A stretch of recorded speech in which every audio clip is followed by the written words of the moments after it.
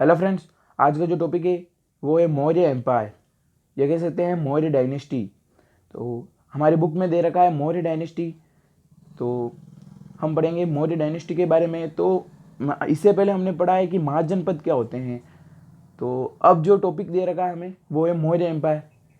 तो मौर्य एम्पायर से पहले और महाजनपद के बाद में जो महाजनपद काल जो है वो ख़त्म होता है, तो उसके बाद में एक एम्पायर और आता है और उसकी भी छोटी छोटी डायनेस्टियाँ होती है, एक दो तीन, उसकी भी तीन डायनेस्टियाँ होती है, जैसे मौर्य एम्पायर है। उसी प्रकार से एक एम्पायर और होता है जिसका नाम होता है मगध एम्पायर। उसके बारे में हमको बुक में नहीं दे रखा है, बट थोड़ा सा देखेंगे 5 मिनट के लिए कि मगध एम्पायर क्या है, कैसे इसका फॉर्मेशन हुआ मगध एम्पायर, और मगध एम्पायर का फॉर्मेशन होने के बाद में फिर मौर्य एम्पायर का कैसे फॉर्मेशन हुआ, वो हम थोड़ा सा देखेंगे मगध एम्पायर के बारे में। तो इसमें हम बात करेंगे महाजनपद। हमने पहले पे क्या पढ़ रखा है, मौर्य एम्पायर से पहले हमने पढ़ रखा है कि 16 महाजनपद थे। 16 महाजनपद की आपको 16 ही महाजनपद याद करने हैं, और 16 ही महाजनपद की आपको कैपिटल भी याद करनी है। तो अब हम बात करते हैं कि 16 महाजनपद में क्या होता है कि कुछ 4 इंपॉर्टेंट महाजनपद है, जैसे कि मगध, सेकंड है अवंती, थर्ड है, यह सही नहीं दिख रहा होगा, वापस बनाता हूँ, जैसे कि अवंती, वत्सा और कौशल, ये कौशल और मगध। ये क्या होते हैं कि 4 इंपॉर्टेंट महाजनपद होते हैं। अब ये 4 इंपॉर्टेंट महाजनपद होते हैं, ये क्या करते हैं कि अपने एम्पायर को, अपने साम्राज्य को या अपने एरिया को आगे बढ़ाने की या फैलाने की कोशिश करते हैं। ये चारों कि जो मगध महाजनपद वाला जो राजा होता है वो सोचता है कि मेरा मेरा जो है एरिया बढ़े, मेरे जो महाजनपद है इसका एरिया बढ़े। अवंती महाजनपद वाला जो राजा होता है वो चाहता है कि मेरा बने। पर इन चारों में से जो सक्सेस होता है, जो अपने एरिया को बढ़ा पाता है, वो आता है मगध महाजनपद। अब मगध महाजनपद क्या करता है कि छोटे छोटे इन महाजनपदों को मिलाकर एक बड़ा साम्राज्य बना लेता है, एम्पायर बना लेता है, मगध एम्पायर, जिसको कि हम मगध एम्पायर के नाम से जाना जाता है। तो धीरे धीरे मगध जो होता है वो बढ़ा देता है। तो अब क्या होता है कि मगध एम्पायर में एक ही राजा जो होता है वो मगध एम्पायर को पूरा नहीं बना देता है, या पूरा नहीं बना देता। तो मगध एम्पायर में क्या होता है कि अलग अलग राजा आते हैं, जैसे कि एक आई हरियंक डायनेस्टी, वो कुछ एरिया को फैलाती है। फिर आती है अपने शिशुंग डायनेस्टी, वो कुछ थोड़ा एरिया वो फैलाती है। और फिर आती है नंद डायनेस्टी। ऐसे ही ये 3 डायनेस्टी आती है और इनके रूलर्स आते हैं, और इस प्रकार से ये थोड़ा थोड़ा एरिया बढ़ाते हैं, और जो मगध एम्पायर जो है उसको इतना फैला देते हैं। पहले मगध कितना था, पहले मगध महाजनपद जो था उसका एरिया ये इतना सा था, जो कि राजगृह लिखा हुआ है, इसकी कैपिटल है, पहले इतना सा हुआ करता था। फिर ये जो इसने इसका एरिया बढ़ता गया। फिर हयंक डायनेस्टी आई। हयंक डायनेस्टी ने क्या किया कि इसका जो एरिया था वो बढ़ाया। फिर आई शिशुंग डायनेस्टी। शिशुंग डायनेस्टी के जो राजा थे उन्होंने इतना एरिया बढ़ाया। और फिर जो नंद डायनेस्टी आई थी उसने और एरिया बढ़ाया था, ये थोड़ा अनकम्प्लीट है, आगे बता दूंगा। तो इस प्रकार से जो होते हैं राजा और ये वो मगध एम्पायर को बढ़ाते हैं। फिर मगध एम्पायर के बाद में मौर्य एम्पायर आता है, और मगध एम्पायर के कुछ रूलर्स होते हैं और कुछ डायनेस्टी होती है जो कि राज करती है मगध एम्पायर पर। तो वो अब हम देखेंगे। तो ये बात, तो हमने पढ़ा है कि 16 महाजनपद में से एक मगध जो होता है वो पावरफुल महाजनपद होता है। और इसमें जो होते हैं फिर छोटी छोटी डायनेस्टियाँ रूल करती है, हरियंक डायनेस्टी, शिशुंग डायनेस्टी और नंद डायनेस्टी। और नंद डायनेस्टी के समाप्त होने के बाद में मौर्य एम्पायर की स्थापना होती है। तो हर्यंक डायनेस्टी के जो फाउंडर हैं वो कौन है? बिंबिसारा। बिंबिसारा जो है वो हर्यंक डायनेस्टी के फाउंडर है। और फिर हर्यंक डायनेस्टी के जो सेकंड रूलर है वो अजनशत्रु। और थर्ड जो है वो उदयन। और जो फोर्थ है वो है नागदशक। और फिर आती है नागदशक। नागदशक को हराने के बाद नागदशक इनसे हार जाता है शिशुंग से। अब क्या है कि ऐसा तो नहीं है कि हर्यंक डायनेस्टी आ गई, बिंबिसारा ने जो है वो इस डायनेस्टी को खोज निकाला तो अब यही राज करेंगे, इसका परिवार ही राज करेगा। डायनेस्टियों में क्या होता है कि अपना परिवार राज करता है। जैसे कि बिंबिसारा है तो बिंबिसारा के या तो उसके बेटे होते थे, वो उस डायनेस्टी पर राज करते थे, या बिंबिसारा अपने बेटे को किंग नहीं बनाना चाहता था तो बिंबिसारा क्या कर सकता था पहले कि अपना उत्तराधिकारी चुन सकता था जो राज करे। तो ठीक है, बिंबिसारा ने हर्यंक डायनेस्टी की फाउंड की और बिंबिसारा ने राज किया। फिर उसका बेटा आया, फिर अजत शत्रु का वापस बेटा आया उदयन, और उदयन के वापस बेटा आया नागदशक। अब जो है वो जरूरी नहीं है कि अब नागदशक का बेटा ही बनेगा वापस, दूसरे भी इस पर आक्रमण कर कर हड़प सकते हैं। जैसे अब शिशुंग आया तो शिशुंग ने इस नागदशक से आक्रमण किया, लड़ाई किया और नागदशक को हराया। और इससे जो था वो पूरी हर्यंक डायनेस्टी का जो एरिया था वो छीन लिया। किसने? शिशुंग ने। और शिशुंग ने अपनी नई डायनेस्टी स्थापित कर ली जिसका नाम रखा शिशुंग डायनेस्टी। अब जैसे कि हर्यंक डायनेस्टी का एरिया कितना था? हर्यंक डायनेस्टी का जो एरिया था वो ये था। मगध एम्पायर पहले इतना ही था, पर हर्यंक डायनेस्टी के बाद में वो एरिया इतना हो गया। इसको बढ़ाने वाले कौन थे? इतने एरिया को बढ़ाने वाले कौन थे? तो ये 4 रूलर थे जिन्होंने इस हर्यंक डायनेस्टी को इतना फैलाया। फिर हमने क्या पढ़ा था कि जो शिशुंग था उसने हर्यंक डायनेस्टी के जो लास्ट रूलर थे नागदशक, उन पर आक्रमण कर दिया था। तो अब ये एरिया जो है वो तो ले ही लिया। किसने ले लिया? ये वाला एरिया शिशुंग ने। और कौन सी डायनेस्टी स्थापित कर दी? शिशुंग। चलो ठीक है। फिर क्या होते हैं?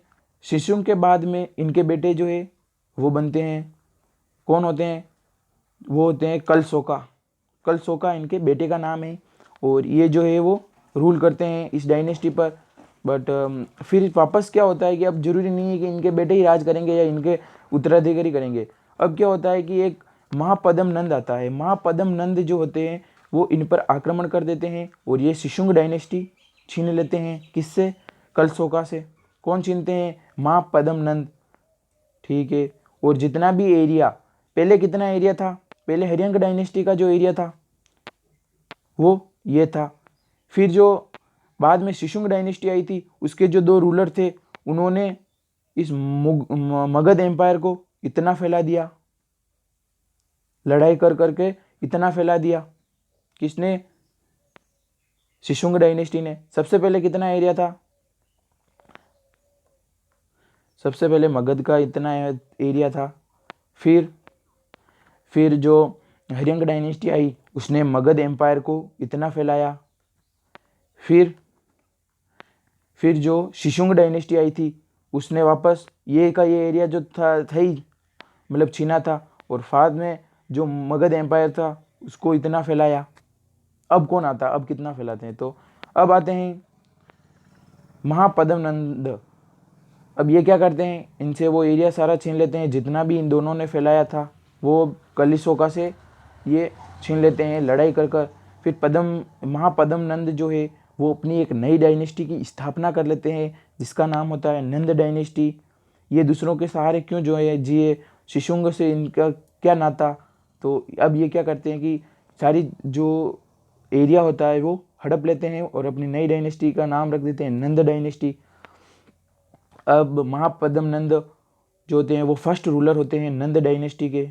कौन होते हैं? नंद डायनेस्टी के फर्स्ट रूलर। तो नंद डायनेस्टी के जो फर्स्ट रूलर होते हैं वो महापद्म नंद जो कि फाउंडर होते हैं। इन्होंने किससे ये एरिया जो था वो किससे छीना था, तो कलिशोका से। अब आते हैं सेकंड रूलर जो आते हैं वो धनानंद। नंद डायनेस्टी के 2 रूलर है, महापद्म नंद और धनानंद। अब हम देखेंगे कि महापद्म नंद और धनानंद कितना एरिया फैलाते हैं, इन्होंने इस मगध एम्पायर को कितना फैलाया।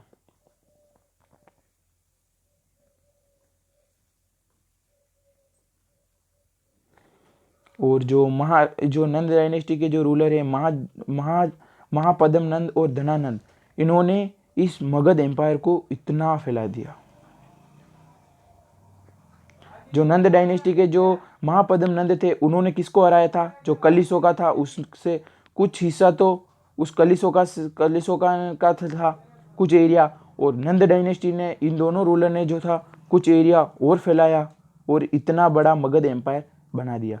पर अब क्या होता है कि मगध एम्पायर का खात्मा होता है, वो हम देखेंगे। एक बार इनको वापस देखते हैं, तो वापस देखते हैं तो हर्यंग डायनेस्टी आती है, शिशुंग डायनेस्टी आती है और नंद डायनेस्टी आती है। और नंद डायनेस्टी के जो लास्ट रूलर हैं उनको हराकर एक मौर्य एम्पायर स्थापित कर लेते हैं। वो कैसे, वो भी देखेंगे।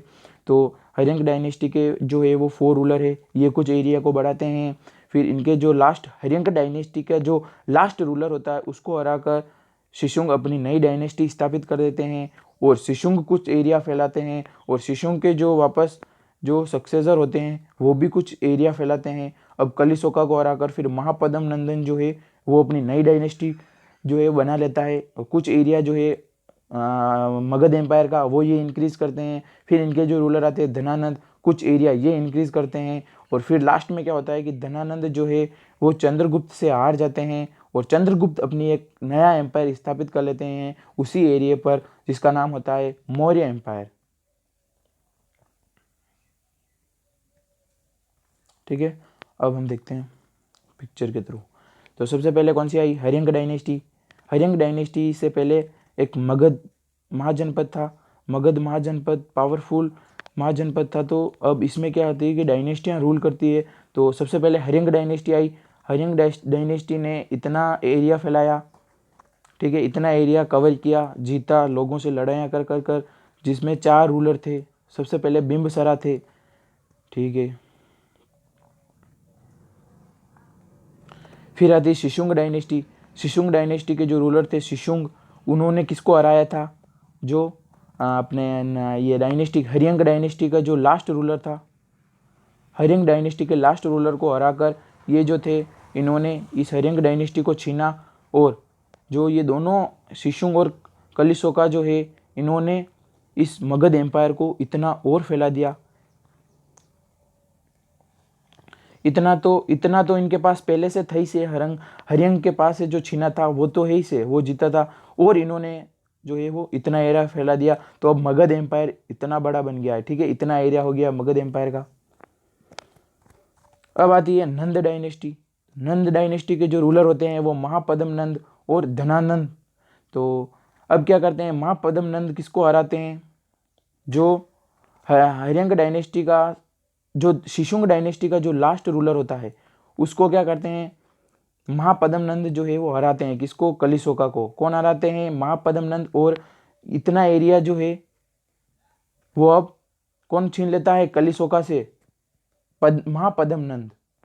अब उतने से एरिया से अब ये 2 रूलर जो होते हैं धनानंद और महापद्म नंद, वो इतना फैला देते हैं इस मगध एम्पायर को, ठीक है। अब मगध एम्पायर कितना बड़ा हो गया, इतना। नंद एम्पायर यानी नंद डायनेस्टी के अंदर इस एम्पायर को इतना फैलाया गया। अब जो होते हैं वो धनानंद आगे नहीं बढ़ पाते हैं। धनानंद जो होते हैं वो लास्ट रूलर होते हैं इस नंद डायनेस्टी को और मगध एम्पायर के, क्योंकि ये जो होते हैं वो चंद्रगुप्त से हार जाते हैं। और चंद्रगुप्त जो होता है ये सारा एरिया छीन लेते हैं आक्रमण कर कर। और अपना जो चंद्रगुप्त जो होते हैं वो अपना एक नया साम्राज्य स्थापित कर लेते हैं जिसका नाम होता है मौर्य साम्राज्य। इनके बारे में धनानंद से लगाकर मौर्य जो चंद्रगुप्त है उसके बारे में हम अब आगे देखेंगे। वही बात, अब मौर्य डायनेस्टी देखिए। मौर्य डायनेस्टी के जो रूलर थे चंद्रगुप्त, बिंदुसरा, अशोक। अब इन्होंने देखिए कि कितने एम्पायर को फैला दिया। इन्होंने ली कितनी थी, जो चंद्रगुप्त थे इन्होंने इतनी सी मौर्य जो अपने मगध एम्पायर था उससे इतनी सी जो इतना सा एरिया छीना था, यानी जो मगध एम्पायर का नंद डायनेस्टी थी उस जो कि रूलर कौन था, धनानंद, धनानंद से इतना सा एरिया इन्होंने लिया था आक्रमण कर कर। बट इन तीनों रूलर ने इस एरिया को लड़ाई कर कर के इतना फैला दिया। ठीक है, अब हम देखेंगे आगे कि कैसे चंद्रगुप्त के बारे में, बिंदुसारा के बारे में, अशोक के बारे में और पूरी मौर्य डायनेस्टी के बारे में कैसे स्टेबलाइज हुई। वो मैंने आपको बता दिया कि मौर्य एम्पायर से पहले या मौर्य डायनेस्टी से पहले कौन सी डायनेस्टी आई है और मौर्य डायनेस्टी का कैसे फॉर्मेशन हुआ है।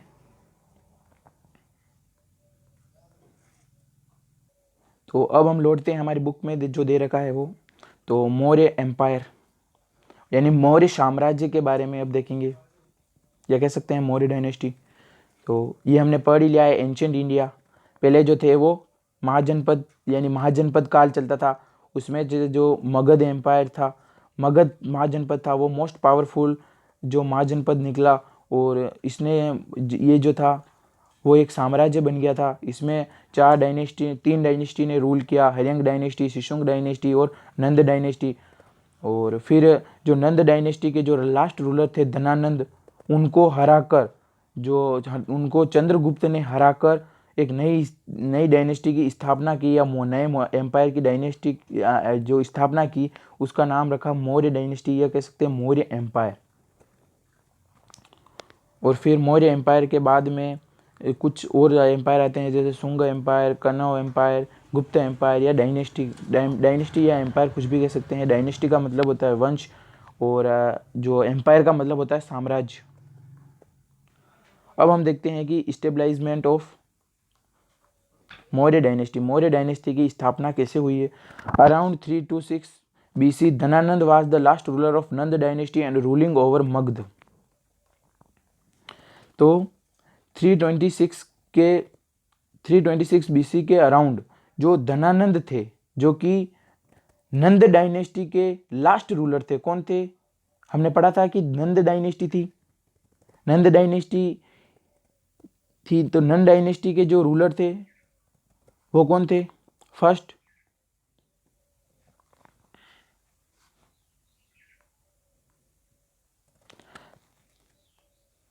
नंद डायनेस्टी जो थी, नंद डायनेस्टी के जो फर्स्ट रूलर थे वो कौन थे? महापदम नंद। और जो सेकंड रूलर थे वो कौन थे? तो धनानंद। ठीक है, दो रूलर थे। अब इन धनानंद को कौन हराता है? चंद्रगुप्त हराता है। और चंद्रगुप्त जो है वो क्या करता है? नई डायनेस्टी की स्थापना करता है जिसका नाम है मौर्य डायनेस्टी। ठीक है, तो क्या दे रखा है कि Dhanananda was the last ruler of Nand dynasty and ruling over Magadh. Dhanananda जो था वो लास्ट रूलर था नंद डायनेस्टी का, और किस पर रूल कर रहा था? मगध जो एम्पायर है उस पर रूल कर रहा था। और मगध एम्पायर की, किसकी? मगध एम्पायर की जो नंद डायनेस्टी थी उस पर रूल कर रहा था कौन? धनानंद। उसको हराकर चंद्रगुप्त बनता है। People were suffering from his atrocities and excessive burden of taxes. अब जो धनानंद था, धनानंद से क्या था कि जो लोग जो थे वो परेशान थे, तो वो नहीं चाहते थे कि अब धनानंद जो है वो राजा रहे। तो एक चाणक्य होते हैं, ठीक है, चाणक्य क्या करते हैं कि चाणक्य की कुछ इनसे लड़ाई होती है, या जब चाणक्य जो धनानंद के साम्राज्य या जो डायनेस्टी है साम्राज्य में जाते हैं, धनानंद के पास में जाते हैं, तो चाणक्य की धनानंद जो होते हैं वो बेइज्जती कर देते हैं।